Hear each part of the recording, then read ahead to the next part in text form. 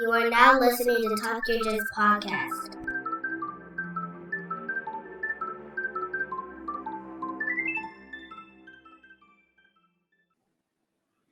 Welcome back to the Talk Your Jits podcast. This podcast is, as the name implies, all about jiu-jitsu. I'm your host, Lamar Smith, and today's guest is a black belt who runs Reason Jiu-Jitsu Club located in Riverside, California. Ladies and gentlemen, AJ Polder. Hey, nice to meet everybody.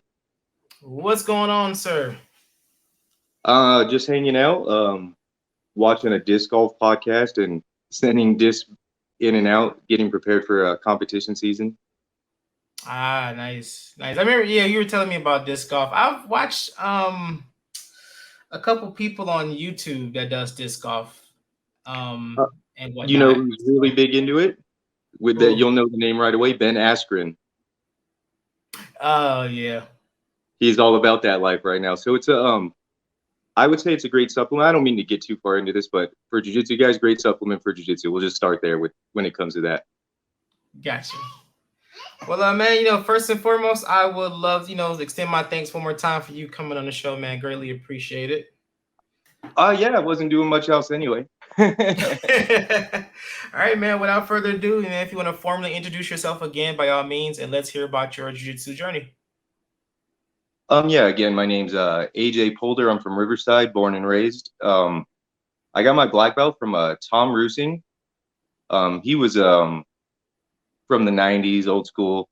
Trained under Hickson brown belt for a long time during the 90s. Ended up getting his blue belt from Alan Goez, legend in the community, old school pride, MMA fighter. Eventually, he ended up in Temecula, California, training with Ricardo Guimarães, who now runs Gracie Humaita in Temecula, California. He was previously part of Gracie Ball for a long time. Ricardo is directly connected in the lineage to like Nelson Montero, and Nelson's directly connected to Carlos Jr. himself.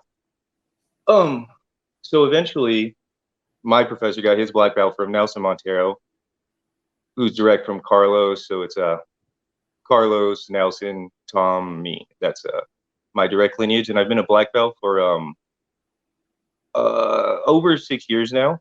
Okay. I'm kind of in the gray area when it comes to getting the degrees on the belt, because I haven't moved on to a new promoting instructor since leaving Gracie Ball. I've been kind of hesitant, and I'm sure there's a lot of people that can sympathize with that plight.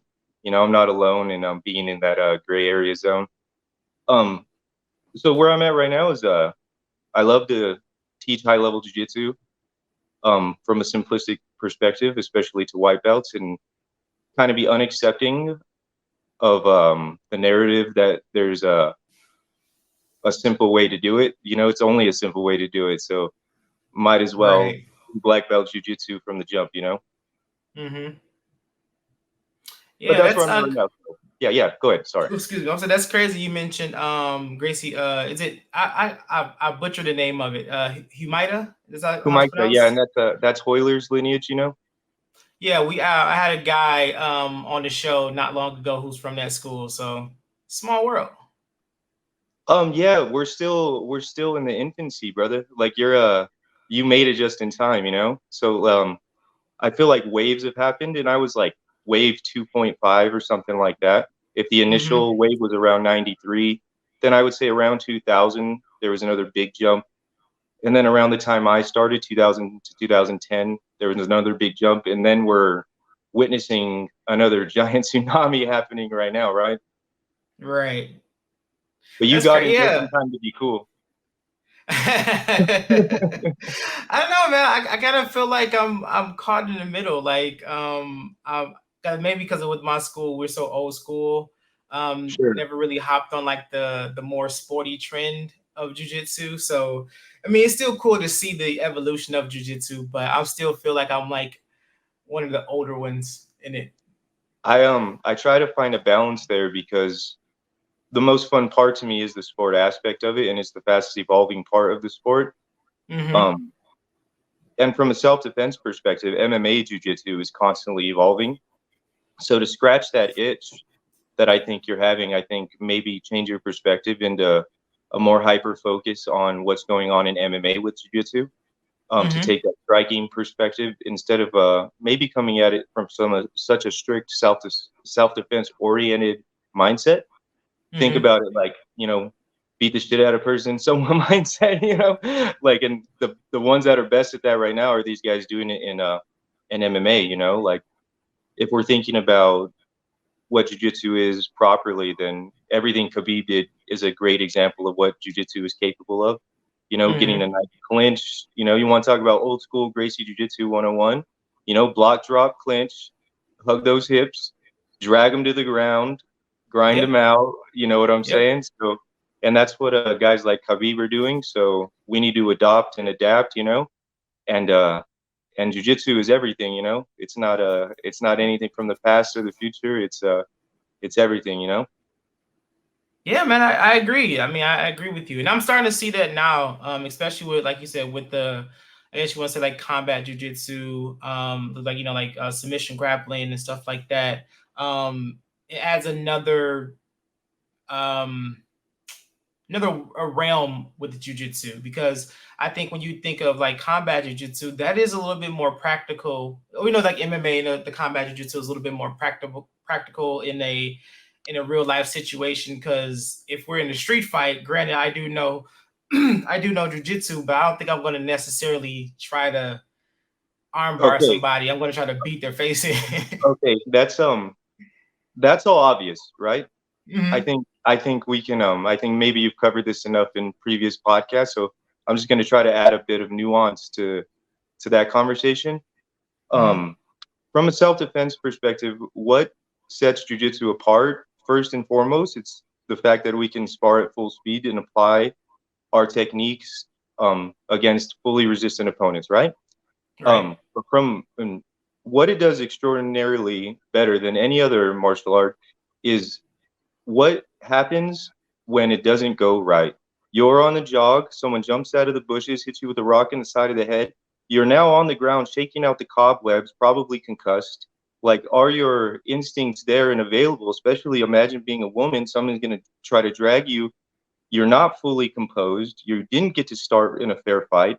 They're now jumping on top of you, trying to strangle you. Do you have the intuitions in this moment, like, that are built on instincts now from live sparring against fully resistant opponents? Like we've seen people get knocked out, right? They're still going for single legs. They're going after the referee because their instincts are like a chicken with a head cut off or whatever, right?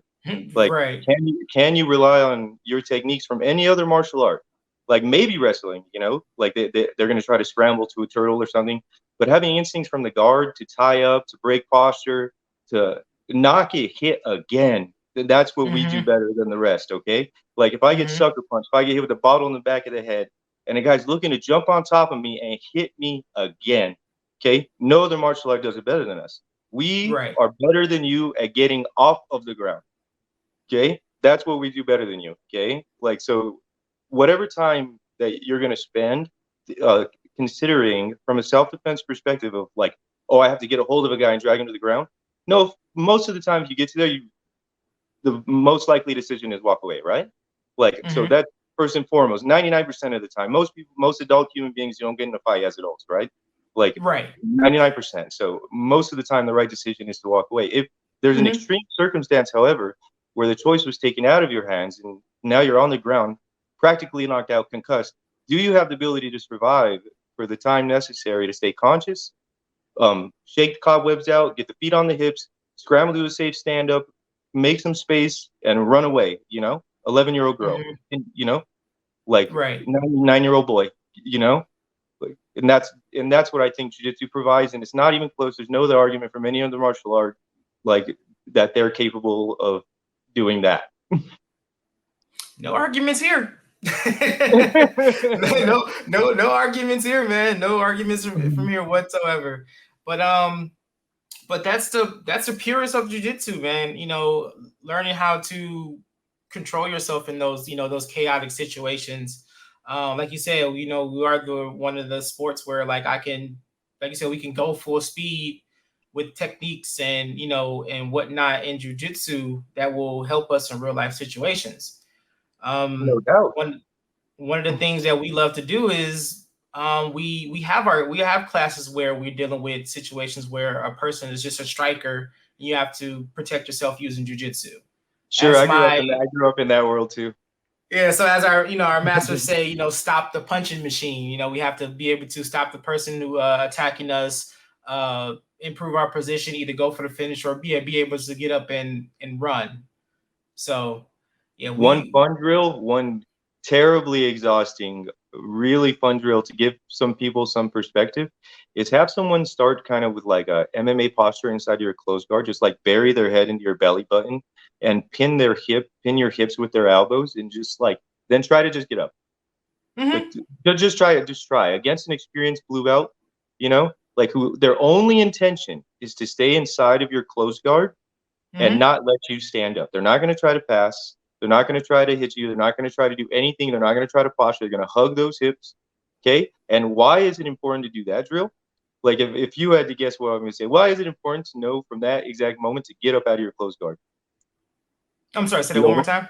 Like, why is it so important to be able to get up even in that, like where someone's trying to hold you down like that? Why is that? Because there's a homeboy coming to stomp you in the head, dog. You know what I'm saying? Like, if you don't get off the ground right now, the person holding you down ain't the problem. It's this guy over here, especially if he's taking blows and you're elbowing him and he's still just holding on. You got to know the cavalry's coming. Okay, so you need to get up off that ground, man, because you're about to get messy right to the side of your dome.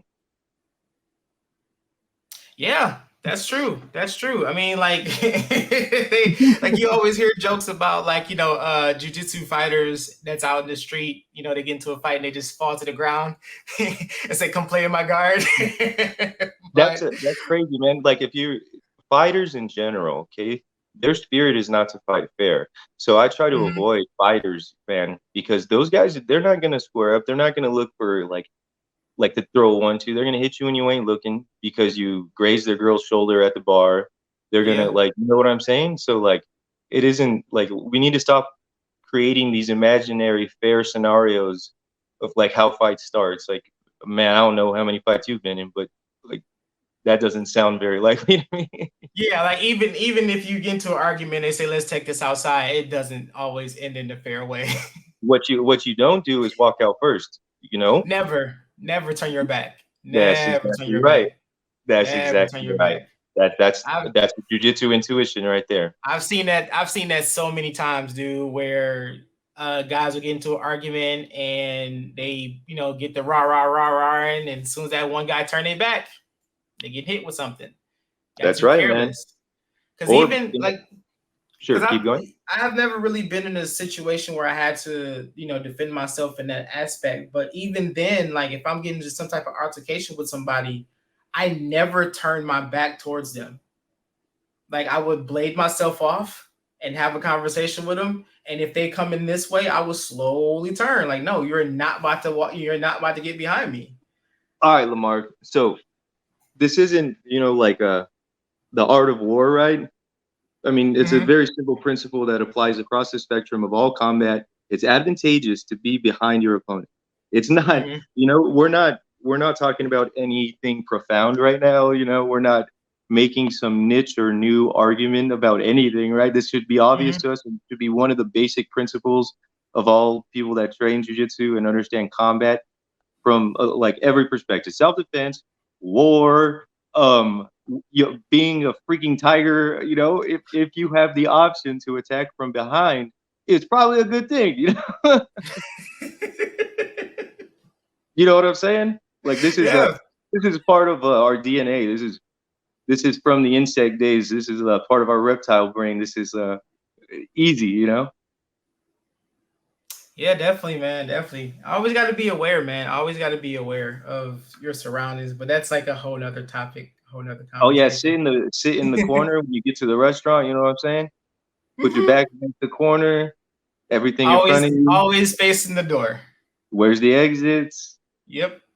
And that's right. It was funny is like when me and my wife started dating. I was doing this even before I started training. Like when we would go out to restaurants and we would go pick a table and she would like sit down on one side. I'm like no. You gotta sit on that side. Like I need to be able to see the door. No doubt. And she's like, she thought that was so weird, but now, 17 years later, she knows for a fact that like if we go somewhere, like I have to be facing the door. And the way culture has evolved, it's kind of now it's in everybody's face. And these are like, did you know what to do in the case of an emergency? One of those TikTok taught me this moments. Yeah. It's like, I've been doing this. I've been doing like, this is nothing new. This is me 12, I should have made 15, 16 that years ago. damn TikTok. Damn, I could have been famous. But now everybody knows. Everybody fighting for that corner seat now. You know what I'm saying? Right. Everyone fighting for the door, the view of the door. But hey, I mean, I'd rather learn it and, learn it now than not know it at all, right? Oh, no doubt. Yeah, exactly. For sure. All right. So Reason Jiu-Jitsu Club, what was the concept behind the name for that one? So me and my friends were just, shooting the shit, thinking in like different ideas, and Reason had this immediate, double meaning, like reason is what you do to like from a scientific perspective, but simultaneously reason is what's your purpose, right? So if we want to reason with each other, we want to look at information from an objective perspective and analyze a technique, if we're talking jiu-jitsu from what jiu-jitsu means as a technical art, right? Like we need to look at it reasonably and diagnose what is possible to diagnose from a strictly, physics perspective, and then do our best not to include like how strong we are, how smart we are. Like think of your body like an erector set, so that if this can be just a physical thing outside of the necessity of having an IQ at all, right? If this was just like something I could shape and form to accomplish the task at hand, how, like if my forearm bone was a rod, right? If my fingers were like a clasp, and I could remove like having to use my muscular structure to apply those things and to squeeze or to like push my forearm, for example, just really place my forearm like a post and release it and let it be, like, so like to get to that hardcore point of jiu-jitsu, like what is the most reasonable reason this technique is effective, right? And then simultaneously it means like purpose, what's your reason, and we're doing jiu-jitsu for, seeking to self-defense, for seeking to have more self-confidence, for wanting to be around like people that are probably have similar likes and dislikes to you, at least on some foundational level, right? That at least have seeked out this thing that you've maybe heard about in the culture somewhere, the ether, that have connected you into this weird thing, because it's weird and it's hard and sometimes it's not fun. Right.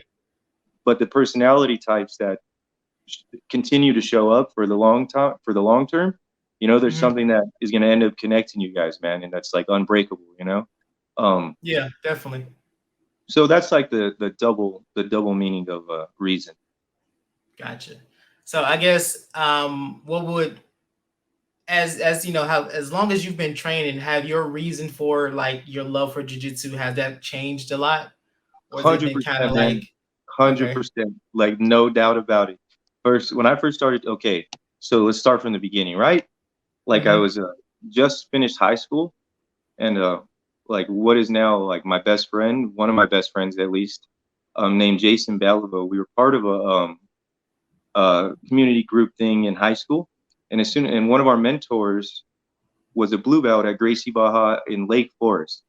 Okay, it was inside of a garage that, like the classic dojos now, like not that much mat space, a pull open garage door, like maybe 1,000 feet of mat space, right? Like in the boonies of Lake Forest, outside of Irvine, where it is now. And but he was already a blue belt, and this must have been 2004, 2005, something like that. And so it was inappropriate for us to train with him during his time as a mentor to us, and while we were in high school. But as soon as we graduated, he invited us to his house to train in his garage and show us some stuff. He was a stoked blue belt, so he had that I want to share this with the world mentality. I think that we've all go up and down with, right? And so we're like, all right, like, what do we got to lose? So we go over, and first day, we're like learning about what the close guard is, and like what it means to do an armbar. And I've been watching the UFC since I don't know, a couple years before that. Andrei Arlovsky, Tim Sylvia. You remember that fight? Okay, so that was the first one, like, card that I was hardcore, and I've been watching it sporadically up until then. But I remember that card explicitly. Watching Arlovsky come in with that mouth guard, it just The looked fang like, mouth guard. oh my god, and just looking like an absolute monster. So with that being, I kind of like knew what grappling was. What the Gracie's, yeah, watched UFC 1, went back and did that, and just for the propaganda of it, just like, whoa, it's pretty crazy. But then the first day I did jiu-jitsu, I was like, holy cow, like, man, this is it, like, I knew it the first time I did it, that I had found my heroin, you know what I'm saying? like from the jump. And then, okay, we trained, man, and then we're sitting around sweaty. We like did a little bit of close guard drill, like kind of like, and I tried to do an armbar, put my posture high. I tried to break that. I tried to do an armbar, and I was like, oh man, I think I almost did that. That was crazy. Like, I just learned that. I almost did it, right? And then as we're chilling, drinking water, like, he puts on Art Suave, do you remember? Have you ever seen that? It's like a mini documentary. It was like a DVD of a VHS tape made in Brazil, and it was Andre Galvão. It was Carlos going to Gracie Barra. It was Daniel Moraes, right? It was all these guys. I haven't seen that. Bro, you got to see it. It's called Art Suave, right? And it's just these guys, like, from the beginning of their day to the end of their day, right? And like, Andre is like a newer black belt at this point, because the DVD must have been from like 2003 to 2004, right? It was probably right before Marcelo made his run. And so we're sitting there watching it, man, and they're like going to the beach, working out, like drinking like out of a pineapple, like coconut, and like going to jiu-jitsu in the morning, going to their workout, going back to jiu-jitsu, like, and just the vibe, man, the music, and like just having done it and sitting around sweating, feeling like, damn, I'm so young, man, and I'm like, I could do that, like, that shit looks high, like from that's like, from my 18-year-old head, I was like, damn, that looks dope, Right, man, like, just living it up, just doing jiu-jitsu 24/7. Yeah, it just looks so cool. But yeah, man, if you haven't watched it, like, so I trained, and then, so he was a blue belt. That's what got me into it. Like, we were at his pad, did a little bit, and that's what like sparks it all, man. And I knew I was gonna be a black belt one day, right? Because I knew I was never gonna stop doing jiu-jitsu. I was like, well, I mean, like, I don't care when it happens, like, whatever. Like, I'm just gonna keep showing up. I don't even remember what the question was, dog. you got me thinking of my roots. That got me excited. I mean, hey, that's what it was, man. Like, have your reasons for you doing jiu-jitsu have changed over the years, from white to black. So sure. So exactly. Okay, now I'm right back on track, right? So, okay, that's like maybe May, June of 2007. Okay, and I go to that guy's house like once or twice a month, maybe, right, for the summer. And by the end of that, I'm like, I got an idea of what it means to just break somebody's posture from the close guard, right? And it just so happens that in that end of that summer, beginning of that fall, Tom, as a brown belt, was opening up Gracie Barra Corona, right? At this point, there weren't very, very many of them around, and it was a school that my friend Ivan, my mentor, was training at in Irvine. Little did I know, and I probably would have started training earlier had I understood jiu-jitsu, but Sequence is in Norco, California. Johnny Munoz Jr. is in the UFC now, and he's a very, very good black belt. He came up in the Meow generation. The Meows and Johnny had some real battles at purple and brown, and when Johnny got to black belt, he stopped competing in jiu-jitsu and switched to MMA, and is Tarzan Strickland. Yeah, I heard the name before. Yeah, Tom Strickland. He's fighting that Insania coming up, dog. Like, but he started here at Sequence and got all the way through purple or brown belt all the way here also. But he's in the UFC now too. But the point being, if I'd have known they were there, I may have ended up with them. And that's mostly just to shout out them because they're like Inland Empire roots, you know, and they've been doing it a long time. Like them, the Millennia guys, like they've been really at it for a really long time grinding. But Tom opened up Gracie Ball in that fall of 2007, and it just so happened that Ivan was the guy I was training with, right? So I go over, and at this point, man, I show up to a class, and we're putting mats down on a basketball court inside of this high school athlete, like elite high school athlete training gym, and we're just renting like a half court, right? Mm-hmm. And there's like their classes going on over there and everything. And we have to pick up the mats and put them down in the back of the truck before and after class, right? And that doesn't last very long though. So I like go on vacation to Hawaii for a week, and I come back and I sign up, right? I like empty my bank account, whatever. I like had a part-time job making like $8 an hour or something, and I was like, I don't care what it takes. Like I'm gonna train jiu-jitsu. So sign up with him, and September of 2007 is when I officially started training there. And all I wanted to do was compete, you know. Like by December, I had started competing as a white belt, and and that was my purpose, like, and my reason, like all the way through, like up until really like into purple belt, is when I really started to fall in love with coaching jujitsu, like really hard. There wasn't a lot of high level people around, and about like mid level purple, I really started to like coaching. I've always been like a very average like athlete, right? And didn't like kind of undisciplined with my diet and all that. Like, and I saw what was necessary to be elite, you know? And I was like, man, like, am I really ready to do that, you know? And I got to be honest with myself about what it means to be that kind of person and live that kind of lifestyle. And is that what I want out of jiu-jitsu, right? Like for the long term. And I kind of made a decision around like purple belt to like really commit to being like a coach, to have some balance, you know, like because I love learning a wide array of techniques and playing bottom and top and not like maybe have to sacrifice being great at one thing because I want to know the spectrum and be able to communicate information about like a wide like array of techniques to my students instead of just being an expert in a little bit.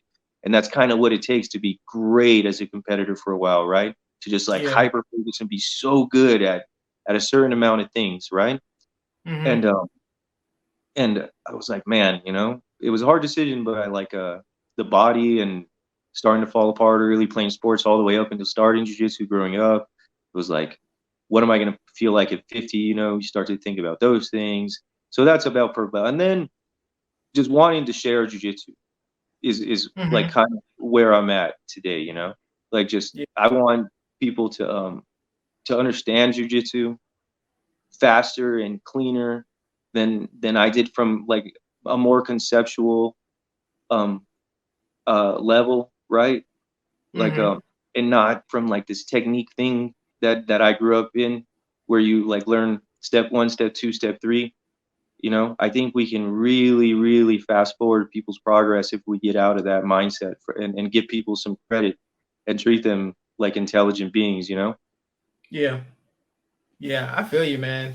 And I think it's just been kind of recently I kind of found my reason for jiu-jitsu, ironically, because I kind of found it randomly. A friend of mine's introduced it to me, and you know, like everyone's story, they get their butt kicked the first class, and you know, you get addicted to wanting to understand this sport. And you know, as time went on, started training more, and by the time I got my blue belt, I was like, man, okay, I think I like this. I think I want to see, you know, how far this goes. So kept training. Then I got my purple belt. And then I think like by that time I was like, yeah, I kind of switched over to that. I love the sport. I love the knowledge behind it. I want to share it. So I've been kind of like, you know, really pushing to teach more.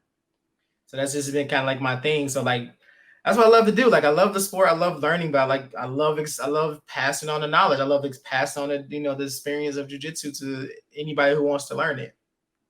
I got a question for you that I've been using as an experiment to whether or not for an explanation, right? Let's see if it makes sense.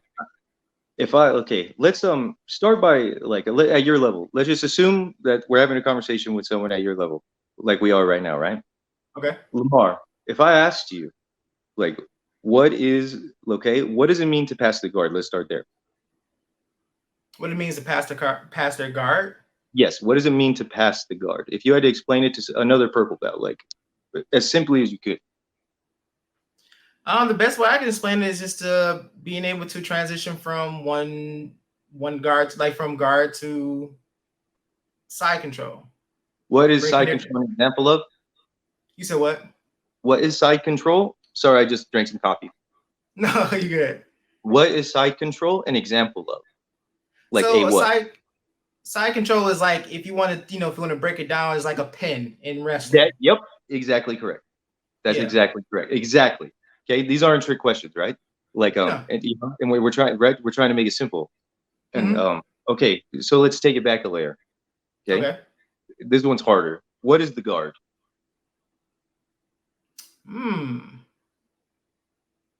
I mean, I just think of it as a defensive position.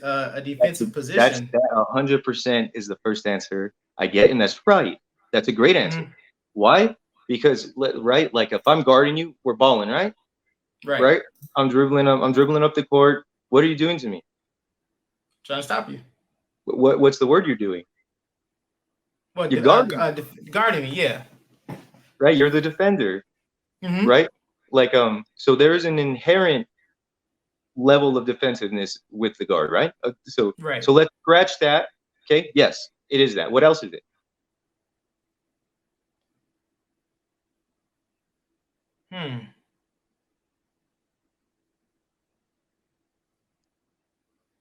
What do you need to have for someone to be in your guard?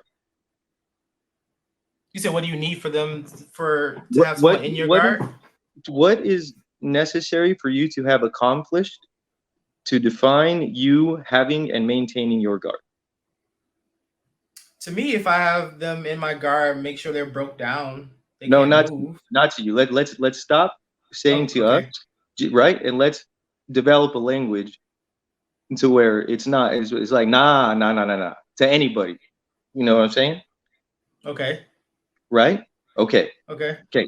So I'm gonna ask them again, not trick questions, right? Like, what do you do when someone is side control when you put your forearm under their chin? What is that called? The name slips my mind. A frame. It's a frame. Yeah, frame. There we go. A frame. I was about to say a post, but frame, right? Sure. No, and then there we go. There's another thing that is part of the guard: a post, a frame, a wedge, right? Those are like the main things you're going to be doing from your guard, like with like your limbs, right? You're going to be posting, framing, and wedging. You know what I'm saying? Yeah. What else is part of the guard? There's like one more major thing, at least, right, that I believe is part of the guard. Your ability to do what? Oh, your ability to move. Yeah. Move. That's right. Okay. So wedges, frames, and maneuvers. Right. Like, and it's a series of those things, like installed in different orders depending on their necessity. Right? Okay. So what does it mean to pass the guard? Well, to control their movement. Oh, okay. Yeah, sure. Yes. I think you skipped a few layers though. Like we can get in depth a little more. Right? Absolutely, you're right about that for sure. But like when you're incapable of controlling their movements, like their movement, right? Like what do you have to do first? You got to get rid of their what? Yeah, their frame. Got to get rid of their their what? What else? Well, as we put it, we got to get rid of their lines of defense. Sure. Like but what are they? Right? Like they're frames and wedges. Right. Essentially. Right? Get the frames out of the way. Don't allow them to wedge. Control their movement. Results in a pin. And that's passing the guard, right? So, and then the layers, if you go up the chain, ankle, knee, hip, sternum, shoulder, head, right? Those are the places they can maneuver and create wedges, right? So like an example of a like half closed wedge, for lack of a better term to me, would be like De La Hiva. Okay. Right? It's like an unclosed wedge, right? You got control, you're wedged in there between their calf and their hamstring. You got your foot hooked and clasped on their inner thigh, control of their ankle, right? Like so that's a nice wedge. But and so an example of a closed wedge would be any form of a closed guard. That can be traditional half guard, closed guard, right? So if we have to, like PEMDAS, remember PEMDAS from math? Yeah. Right? If we have to like say, okay, the guard is a series of frames, wedges, and maneuvers, like installed in order of necessity depending on the circumstances, right? Like okay. you can get someone day one passing the guard, right? And then you point out what are the primary things that are going to be in the way, right? Like the ankles, the knees, and the hips are going to be the first three things that are going to be in the way if the guy's any good, right? Like right. So we got to get those things out of the way first and get a path to the hips, right? If we can get to the hips, maybe we can get body to body pressure going, even if that's from half guard and we didn't bypass directly into side control, right? So get the ankle, the knee, and the hip out of the way, get some body to body contact, right? And this is the modern rendition of passing going on today. That's when guys are getting into their body locks, forcing like butterfly half guard into that like body lock, hop over, back step passing going on. It combos into knee slices, knee cuts across, the Craig Jones backstep entries, all that stuff. Point being, like if you can tell someone in first day, right? The guard is they're going to try to post or kind of grab, right? Frames, wedges, right? And they're going to try to move around. They're going to wiggle and shit, right? And your goal is to get around the stuff or through the stuff, put your body against their body, creating a pin, right? And similar to what we previously considered about artificial intelligence, that we were going to be capable of installing the code directly and having the robot or whatever like accomplish the task, that was inevitably ineffective, right? Because we were inevitably ineffective at coding the machine properly to that nuanced of a degree, right? What has been far more effective is putting a certain layer of coding into it and then allowing the artificial intelligence to learn for itself, right? Like installing an algorithm and allowing it to learn for itself. So how do we apply that same kind of theory into jiu-jitsu is by taking away as much information as possible, right? And like here's the skateboard, go ride it, So like when you say to someone like get through the ankle, past the knee, past the hip, put your body on top of their body and hold them there. Right? Somebody can pass the guard in one day. And then watch how creative they are. Like, because you didn't give them like, oh, like this Toriano pass, this knee cut pass. Don't tell them any of that. Don't even tell them what passing means. Tell them you got to get around this stuff and hold them down. And just watch them. You'll be like, damn, that was pretty cool. Like, did they just make up a new, I might try that right there, right? And then later on, as they progress, you start to get real like, okay, look, there's layers here. And we can really get like, we're going to get stuck here. Have you noticed that you're getting stuck right here a lot? Yeah, right? Okay, this is how we deal with that. That element of self-discovery, though, and creativity is a lot of times eliminated by being overbearing with technique, Right. Okay. I like that. I like that concept. I mean, because it's basically breaking down something to like be very simplistic and easy to understand. Absolutely. Yeah. I like that. I might have to use that. We'll talk about tips and make sure you don't get in trouble with the FDA or something. Nah, I ain't gotta worry about that. I don't think so. So do you compete, or I don't know if you mentioned that or not? No, you said you competed. You haven't competed in a while, right? Yeah, I haven't competed in a long time, and I love competition jiu-jitsu. Again, I'm being honest, like didn't have the discipline and will to do what it takes, like everything outside of the technical perspective and wanting to train jiu-jitsu, the diet, the sleeping right, like drinking when a lot when I was younger, like all that, like decisions that weren't like in line with what it would take to be successful at jiu-jitsu, and I take full responsibility for not having that discipline and not taking advantage of my body when it was in like its full health and young body, like Mm-hmm. so there are, no doubt there are some regrets about what could have been, should have been, right? But Oh yeah. for sure, like, right, I could have been in this kind of shape, shouldn't have ate that double, I don't know if you got double doubles there, but they're hard. They're hard. It's hard to turn down a double double, dog. Like, so all those things come, but you try to just move forward and do your best where you're at now. Trying to be the best coach and getting the best shape I can be now, and find an outlet. Like disc golf is, like I was saying, like a great supplement for competition. It's not so crazy hard on the body, man. Just like a couple weeks ago, like ripped up my left ribs, man, real good. Like, Mm. like real good, like shredding paper, like I was like, oh no. You have rib injuries yet? Yes. Oh Yes. God, man. Oh God, it's the worst. It's I two got weeks a so bad. man. I had a bruised rib. I don't even know how it. I don't even remember how it happened. I just remember getting up and class was over. No, open mat was over, and we're talking, and I just stretched. Stretch out the class, and I just Uh-huh. felt like someone just Mhm. literally just Yep. dug their fingers in my side. So I'm like, oh man, what's going on?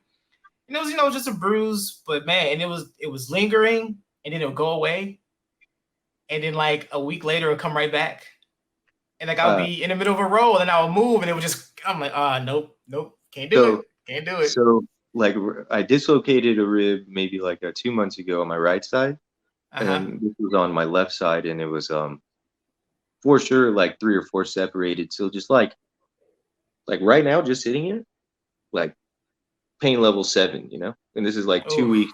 This is like 2 weeks after. It's just Mm-hmm. like living with it. Like you don't want to sneeze, you don't want to cough. It's like You don't do nothing. You want to breathe. so when you have like dry lips and when you Mm-hmm. like you have to yawn and it's terrifying, like because you're gonna stretch like the outside of your lip, Right. Like, it feels like that inside of like 3 of my ribs. Like I'm like, Oh no, no, I'm like, God, no, no, no, dude. no, no, no, no. And then and then I yawn and I'm like, oh damn, man. Like it was almost done and I just ripped it up again. Like he was almost healed. Yeah. I'm like, no, no, no, no, no, no. Oh man, yeah, dude. It took a few weeks, man. It took a few weeks for that to subside, and it was just like, and it would come at random times. Like I would go, I would train a couple days, and everything will be fine. Go to the gym, everything will be fine. And next thing you know, I would be moving, and I turn a little bit, and then wow, get hit with the pain. So it's like so Yeah. weird. Yep. And the interesting part is your rib, it connects from your sternum all the way into your back near your spine. So Mm-hmm. when you have an injury like in the front, like you feel it, like the pain shoots like through the All nerves the and way, yeah. so like it's like I can feel it near my spine and like right below my heart. Like that whole it's like awful. And then I didn't help because I went and like played like not even joking, like probably 85 baskets of disc golf in the 2 days after that I tore him up, right? Like, because I was like, it's probably gonna hurt really bad in like 3 days, so I gotta like get it in while I can. You know what I'm saying, right? So I was like, I'm just gonna ibuprofen and just like go ham, and I did, and now it's like 2 weeks later, and it like constantly hurts, man. It's like that's how It's, stupid jujitsu guys, man. I was gonna say that is the idiocy of jujitsu, man. Like we will fight through an injury Yeah, and be like, you know what, I'll deal with the pain later, and then cry about it when the pain hits. Like, you can't even cry about it, like it's unsustainable. Like you have to yeah, like you have to cope like being here just in pain constantly. It's like very interesting to think about like how normal people like react to like pain, like mm-hmm. because I'm like, to me it's just annoying because I can't train and go disc golf. Like it's like I'm not even thinking about it because it hurts. I'm just like, man, Like you're just bugging, you know? I know, right? Straight bugging, man. Like kind of like if a fly it keeps landing on my like forehead or something. Like, yeah, I don't even care about the pain. Like, I'll take the pain if I could do the thing. Like, that's fine. And that's how it is, man. Like when I get to class, I'll tape up my wrist, tape up my fingers, and I'm like, look, if it's gonna hurt, I'm gonna fight through the pain because even the days where I tell myself like I need to rest, I'm sitting here driving myself crazy watching the clock. Like I'm watching time pass by. Like I can make it to class. I should be in class. I need to be in class. Why am I not in class? I'm more mad at that than resting my body like it needs to be. So what else? Oh yeah, I can dig exactly where you're coming from. I can see behind you, man. Like, you got that collector addict mindset back there. Yeah, man, this is my little sanctuary. I enjoyed this. Everything in here I love. Everything I love is in this room. What are your hobbies? What are you super into? What you got back there? Is that the Power Ranger set up top? Oh yeah, like this one right behind me is like just Power Ranger stuff. The little painting on the floors. So I keep pointing wrong, but a painting I just did. Yeah, man, I'm into art. Collecting figures and stuff. Man, this is my sanctuary. With that in mind, from an artistic perspective, who's your favorite jiu-jitsu guy? Like not who you think is like the best, but like who has the prettiest jiu-jitsu to you? Oh man, it would have this. I'm a toss up between like Ortega and You talking about Key City? Yeah. Oh damn! All right. Yeah, that's my guy, man. That's one of my favorite jiu-jitsu. Him and Damian Maya has to be like my top two favorite practitioners. Have you ever seen Damian Maya versus Jacare? Have you seen that match?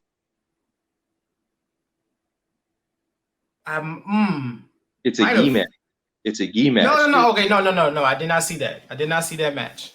Bro, like this is like right after Jacare was in his prime, and Damian Maya takes it to him. Like takes it back multiple times. Like Damian Maya is a freaking legend. Like if anybody knows anything about Jacare out in the jiu-jitsu world, like go watch that match. Damian Maya versus Jacare. Also Jacare versus Randy Couture. Okay, if you guys want to really start talking like matches on matches, we can get in there. You know, like yeah, Couture versus Jacare is a crazy one. Damian Maya, Jacare in the gi, crazy match. Those are good choices, man. Like, yeah, those are my guys, man. Those are my favorites. Those are your two. Like, you watched a ton of their matches, yeah. Yeah, like once I really like start understanding jiu-jitsu, I kind of like went back and started looking for some more of their jiu-jitsu matches. You still sound like a baby in this, man. Like, it's so cool. Like you're pretty. I'm a brown belt. I've only been training for 6 years, man. So like once I I didn't like really follow the martial art before, like I said, before I started training, So for sure, man. That's like, it's crazy to think like I've been a black belt for 6 years. Yeah, I was just about to say that. Like you've been a black belt as long as I've been training. Yeah, that's like a trip, because I think it's pretty cool when I was like a brown belt to talk to like black belts and stuff and just realize like, damn, dude, I'm just like a baby, like even like when you get your black belt, you kind of realize that too, like, oh, okay, like you just like, that's it, I guess. what do I do?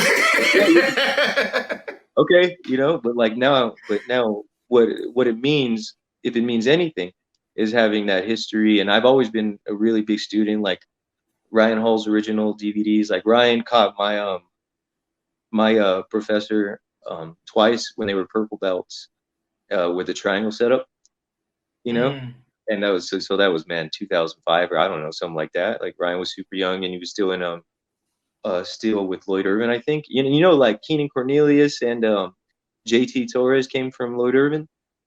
I did not. You want to watch oh man, you need to be taking notes right now, dog.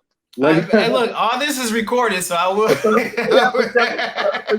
Like there's a brown belt kumite that Lloyd Irvin puts on, dude, and it's Keenan Cornelius, AJ Agazarm, Sean Roberts, like a stacked lineup of brown belts, and they all go to Lloyd Irvin school, and they have a no time limit submission only round robin tournament, dude. Like it takes place like over an entire weekend, right? And they have to do one match against everybody else in the gi, one match in the gi, one match in no gi, everybody versus everybody, right? And like the total's 4 wins. Keenan Cornelius win like 8-0 against like in both the gi and not the gi. Oh wow! It's called the brown belt kumite. It was Brown belt incredible, Kumite. dude. It's incredible. Like gi and no gi, no time limit, sub only matches. And this just shows you how vast this world of jiu-jitsu is, man. It's like it just every time I talk to someone, it just goes like just grows and grows and grows and grows, man. I love it. I love the sport. Let's see any other Damians to watch. Like his I think BJJ Scout has a Damian Maya technique breakdown that is off the chin. Yeah, anything by that page on YouTube is worth watching. BJJ Scout. I think I follow that page. Oh, that's a rabbit hole to go down right there, man. The Murillo Santana over under passing series. Like, what kind of what passing style do you utilize the most? More like a smash. I like smash pass. The L pass, cutter pass. Stuff for the sort. Do you prefer like knee cut slice to mount? Do you like going directly to mount or into like a Casey Gatami baseball slide? Yeah, like the slide. I'm more comfortable inside control. For sure, that's pretty normal at your level. Like around like mid-level brown is where I really started to commit to understanding the mount, and like now, no doubt about it, I prefer the mount. But it took a really long time, man, to fall in love with the mount. Yeah. But I would say it's worth like really like developing it, because like once you develop your mount, you're like, holy cow, like all the things I can do with my hands, like, yeah, because your arms are so committed to control and side control that you don't really have the ability to utilize your hands like to the nth degree, like when you're in mount, you can posture up and you're like, look at all the stuff I can do with my hands. But Murillo Santana, he has a pressure passing study on Murillo Santana over under passing. Brilliant. Old school stack passing. Jacare was very, very good at old school stack passing. yeah. Let's see. What about do you watch a lot of like Bruno Malfacine and old school Rafael Mendes? No. Great, like aesthetically pleasing jiu-jitsu, right? Like Caio Terra, of course, these are the little guys like Jacare. If there's one video you watch and you don't remember anything else from this conversation, like it's called The Only Marcelo Garcia Video That Matters. Okay, you put those exact words. You put those exact words into YouTube and you watch that video until you feel like vomiting. I got you, brother. I got you. I'm gonna check them out, man. I appreciate the homework, I should say. Oh, yeah, we're gonna check back in. I want some video breakdowns. Sure. I want some video breakdowns. I want to know where you're at. I got you. You know what I'm saying? I got you, brother. Yeah. I got you. All right, AJ, man, we got a question we ask everyone who comes on the show, man. It's kind of became a staple. You've been around for a long time, so you probably either have or, got a good list. But past or present, man, top 3 people you would love to get a chance to roll with. Man, my fiance, like I've rolled with legends, man. Like, That's what I said. Like, I know you've been around for a while, so I know that list has not, been accomplished like 3-4 times by now. Yeah, exactly. Like my fiance, my friends, and like really good, like technical, like 13-year-old juveniles. Like they're the funnest to roll with. Like extremely technical, like 13-year-olds trying to pass their guard is crazy. Those are the funnest to roll with, man. Like your friends, like extremely technical, like small people, like a green belt 13-year-old, like where you like have to hold back your strength and you're like, oh my god, dude, these guys are freaking incredible, Like, like when you, those are the most fun. So yeah, my fiance, my friends, and like really technical small people. I say, he said, Yeah, really technical smart people. I yeah, like that. yeah, and usually the best ones are like that 13-year-old monster, like like if you don't know anything about jiu-jitsu, that new guy walks in, and you're like, oh shit, man. That's funny, man. Well, What man, about let's you? get. What about you? You got Uh, that list? I'm sure you've already said it before. yeah, like I said, Brandon Take is on that list. Damian Maya has been on that list for a while. Andre Galval has been like one of the top people that I would like to roll with. Nikki I Rod. roll with Andre, dog. I roll with Andre when he first opened Avatos. It was like a 750-foot square room, right? I was like a purple belt. Went and visited for one of his morning classes. There was like 4 or 5 students, and it was like a couple purple belts and one of his brown belts. And so I got to roll with all those, and then I got to roll with Andre 2 rounds, 3 rounds. That's Like awesome. yep, and he's an extremely kind person, really down to earth. Incredible jiu-jitsu. Like he would baby me, you know. Like I tried like a step through pass. I can even still remember. I tried like to step through his sit-up guard, and like I got to like a almost slightly to knee on belly. Tried to hip switch into north south, like circle back to the Kimura side and jump over, and then I could feel him turn it up a little bit, and he and he Kimura me a few times to let me know what's up, and I was like, hell yeah. I was like, that's what I'm talking about, yo. Say, I am alive. Marcio Faitosa is like, if you want to talk, okay, maybe we can change that question up a little bit. Like, who are like maybe my top 3 roles that I've had? Okay, so yeah, let's ask that. Who the top 3 roles you've had? Probably my favorite guy to roll with ever was probably Marcio Faitosa. He had crazy battles, like medalist multiple times at Pan Am's, had crazy battles with Cabrinha. You know Cabrinha? Like I've heard that. Yeah. Alliance legend. Okay, he was in around the same generation, Marcelo Garcia.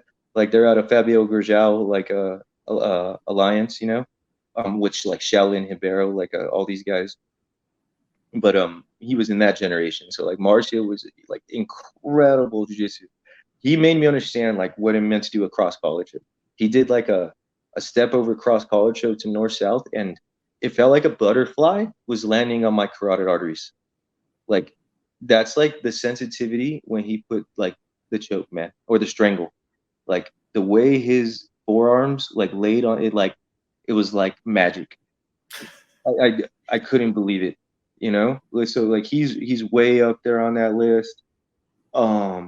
Otavio Sousa from Gracie Batu, 4-time, 3-time, 4-time middleweight world champion. He wasn't very much fun to roll with, but you want to understand what it means to like have pressure laid on you, you know, that it was amazing. Like I remember my face being smashed into the ground. My friend was watching us roll, and he starts laughing and pointing at me, you know, and I like had to open my mouth, you know, so my teeth didn't crush together.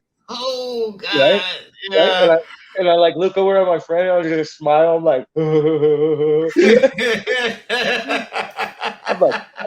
I'm like, I'm dying.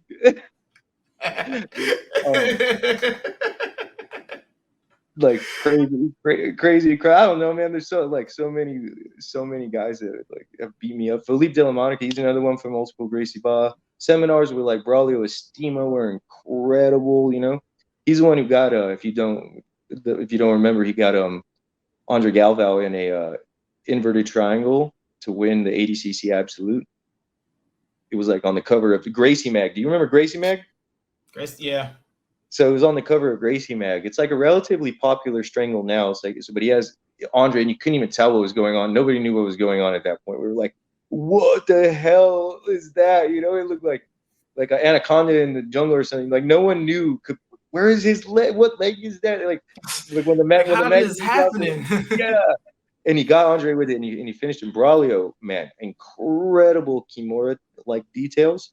Like when you go north south right, like the way like you use your forearm and you like pull it into their armpit like a crowbar, you know, and like and then you like drive your shoulder onto their wrist to like expose their hand. Like you almost do like a straight arm bar from north south to like expose their wrist. man, that guy is so good. Him and his brother Victor, right? The original Gracie Ba team, man, like Hodger Gracie, like from that generation, from Henzo on, crazy. Like Hodger Gracie, Kira Gracie, then the Estemas, Victor Estema, like Braulio, Homaluba Hall, right? Like, oh my God, man, that generation of Gracie Ba is like legendary, Like, oh, those were the days, man. A lot of legends, man. A lot of legends, man. That's awesome, dude. That's very, very awesome. But yeah, man. Unless you got any more questions for me, man, I would love for you to shout out what you're doing, what you got coming up for you and your school, man. The floor is all yours. Oh yeah, teach really high level competitive jiu-jitsu at all levels, white to black. I really enjoy coaching. Privates are very inexpensive, and I'm looking for a way, and maybe me and Lamar can get together and try one of these out. Like if to do like a digital private lesson, there's some certain things that it would take, right? Like Lamar, for example, you would need a training partner, and I have like 250 square feet of mat space in my living room, and I know that isn't possible for everyone, but you wouldn't need nearly that much. The point being, if you could get an uke and you had the time available, like we could experiment. Like, is it possible to do a worthwhile private digital jujitsu lesson? Right? I would need a partner. You would need a partner. Is it worth our time? Is it worth their time? Or could it be maybe a trade scenario where people from around the country, particularly in rural areas, right, that don't have access to black belts. There's still significant parts of the United States where black belts are not reasonably close for a lot of people that want to train jiu-jitsu. So is it viable? Like maybe even a bartering situation or even a charitable situation to do some kind of private lesson for people maybe in extreme situations like that outside of the United States, like or whatever, right? Like so I'm looking to start doing something like that for either free or relatively inexpensive to those that can't find, or in a bartering situation with someone like you, because I have a very open-minded attitude, can learn something from everybody. But we can set aside an hour. I teach like a half hour of something really cool I think you can get something out of, and you do the same. Would that be worth our time, right? So along with that, like I have competitive jiu-jitsu students, and we train a few times a week in group classes. Other than that, I teach private jiu-jitsu lessons. Play disc golf very heavily. Again, I wouldn't stop training jiu-jitsu and start disc golfing. Of course not, right? That's not the choice. But after doing jiu-jitsu for this long, I realized, man, I'm not getting enough time outdoors. I'm not getting to know my community well enough. Like and disc golf is a great opportunity for you guys to do that, to supplement your jiu-jitsu and your weightlifting. Get outside, breathe some fresh air, get to know your local parks and really the like nature of the world around you. Because like I understand the wind in my city, like I understand sunset and sunrise times, like all of those things because of how often I train jiu-jitsu. I'm looking at the weather every day. What time do I got to be up to meet my friends? Different dynamics of friends. It's hard to make friends as adults. You'll make friends there just like you did at jiu-jitsu. And again, a great supplement. But train jiu-jitsu, go disc golf, hit up Lamar as a medium if you guys want to do like an experimental private lesson thing like that. Okay, first one's free for everybody. And then we can discuss long-term plans if you're interested. Again, maybe you, Lamar, let's if you can find an uke, right? You know what uke means, right? Oh yeah. Oh yeah, one. You a UJ. You a OG. You a OG. Yeah, I got one. I got one. That'll be fun. That wouldn't be an issue. And my roommate is a 4-stripe brown belt. My fiance is a 4-stripe brown belt. And nice. So I have easy access to ukes if we want to make that happen. All right. Yeah, man, that sounds good, man. We can work something out for sure.